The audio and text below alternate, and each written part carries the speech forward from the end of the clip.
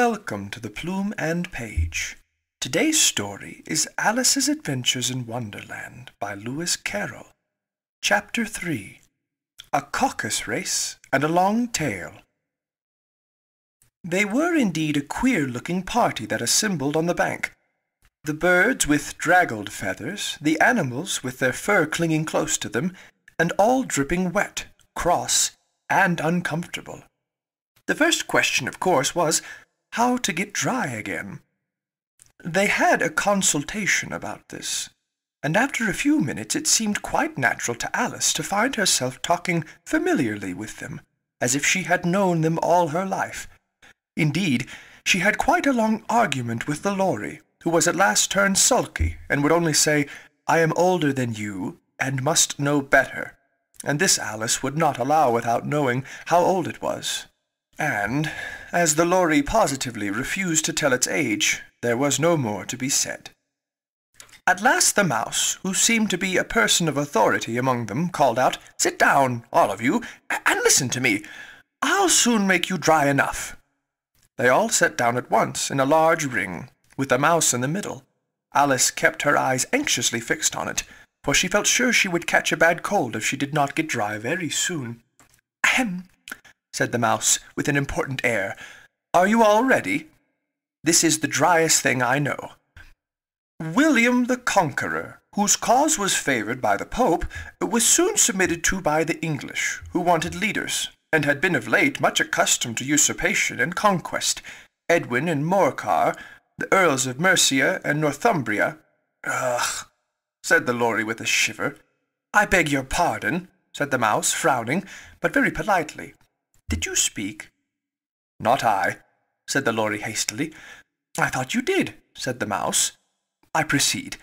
Edwin and Morcar, the Earls of Mercia and Northumbria, declared for him, and even Stingand, the patriotic Archbishop of Canterbury, found it advisable." "Found what?" said the duck. "Found it," the mouse replied rather crossly. "Of course you know what it means." "I know what it means well enough when I find a thing," said the duck. "It's generally a frog or a worm. The question is, what did the Archbishop find?" The mouse did not notice this question, but hurriedly went on. "Found it advisable to go with Edgar Atheling to meet William and offer him the crown. William's conduct at first was moderate, but the insolence of his Normans— How are you getting on now, my dear?" it continued, turning to Alice as it spoke. "As wet as ever," said Alice in a melancholy tone. "It doesn't seem to dry me at all." "In that case," said the dodo solemnly, rising to its feet, "I move that the meeting adjourn, for the immediate adoption of more energetic remedies." "Speak English," said the eaglet. "I don't know the meaning of half those long words, and, what's more, I don't believe you do either." And the eaglet bent down its head to hide a smile. Some of the other birds tittered audibly. "What I was going to say," said the dodo in an offended tone, "was that the best thing to get us dry would be a caucus race." "What is a caucus race?" said Alice. Not that she wanted much to know, but the dodo had paused as if it thought that somebody ought to speak, and no one else seemed inclined to say anything. "Why," said the dodo, "the best way to explain it is to do it. And, as you might like to try the thing yourself some winter day, I will tell you how the dodo managed it. First it marked out a race-course in a sort of circle. The exact shape doesn't matter, it said. And then all the party were placed along the course, here and there. There was no 1, 2, 3, and away, but they began running when they liked, and left off when they liked, so that it was not easy to know when the race was over. However, when they had been running half an hour or so, and were quite dry again, the dodo suddenly called out, 'The race is over!' And they all crowded round it, panting and asking, 'But who has won?'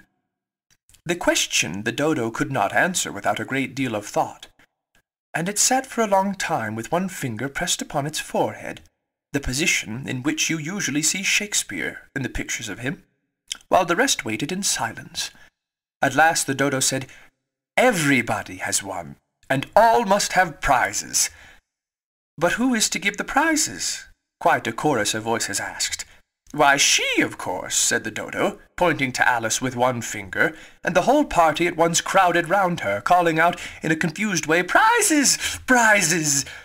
Alice had no idea what to do, and in despair she put her hand in her pocket and pulled out a box of comfits.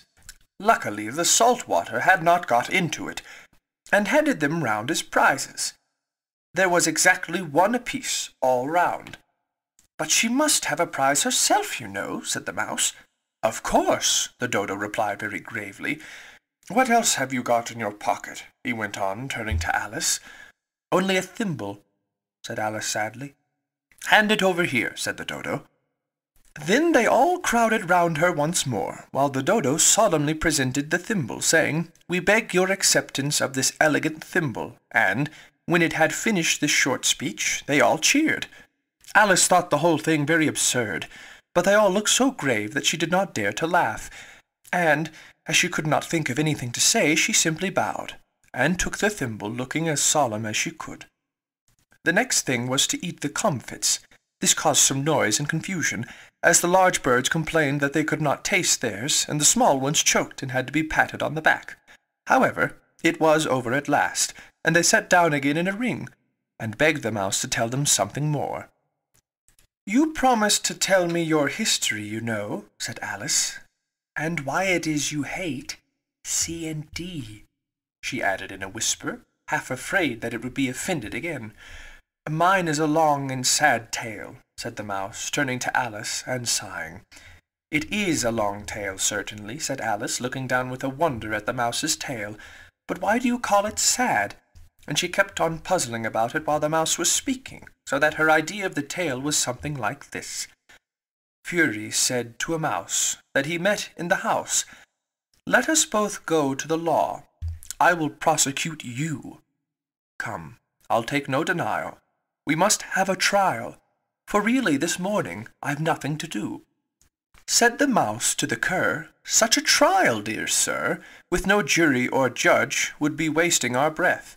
"I'll be judge, I'll be jury," said cunning old Fury. "I'll try the whole cause, and condemn you to death." "You are not attending," said the Mouse to Alice severely. "What are you thinking of?" "I beg your pardon," said Alice very humbly. "You had got to the 5th bend, I think." "I had not!" cried the Mouse sharp and very angrily. "A knot?" said Alice, always ready to make herself useful, and looking anxiously about her. "Oh, do let me help to undo it." "I shall do nothing of the sort," said the Mouse, getting up and walking away. "You insult me by talking such nonsense." "I didn't mean it," pleaded poor Alice. "But you're so easily offended, you know." The Mouse only growled in reply. "Please come back and finish your story," Alice called after it, and the others all joined in chorus. "Yes, please do." But the Mouse only shook its head impatiently, and walked a little quicker. "What a pity it wouldn't stay," sighed the Lory as soon as it was quite out of sight. And an old crab took the opportunity of saying to her daughter, "Ah, my dear, let this be a lesson to you never to lose your temper." "Hold your tongue, Ma," said the young crab, a little snappishly. "You're enough to try the patience of an oyster." "I wish I had our Dinah here. I know I do," said Alice aloud, addressing nobody in particular. "She'd soon fetch it back." "And who is Dinah, if I might venture to ask the question?" said the Lory. Alice replied eagerly, for she was always ready to talk about her pet. "Dinah's our cat, and she's such a capital one for catching mice, you can't think. And oh, I wish you could see her after the birds. Why, she'll eat a little bird as soon as look at it." This speech caused a remarkable sensation among the party. Some of the birds hurried off at once. One old magpie began wrapping itself up very carefully, remarking, "I really must be getting home. The night air doesn't suit my throat." And a canary called out in a trembling voice to its children, "Come away, my dears. It's high time you were all in bed." On various pretexts they all moved off, and Alice was soon left alone. "I wish I hadn't mentioned Dinah," she said to herself in a melancholy tone. "Nobody seems to like her down here, and I'm sure she's the best cat in the world. Oh, my dear Dinah, I wonder if I shall ever see you any more." And here poor Alice began to cry again, for she felt very lonely and low-spirited. In a little while, however, she again heard a little pattering of footsteps in the distance, and she looked up eagerly, half hoping that the mouse had changed his mind, and was coming back to finish his story.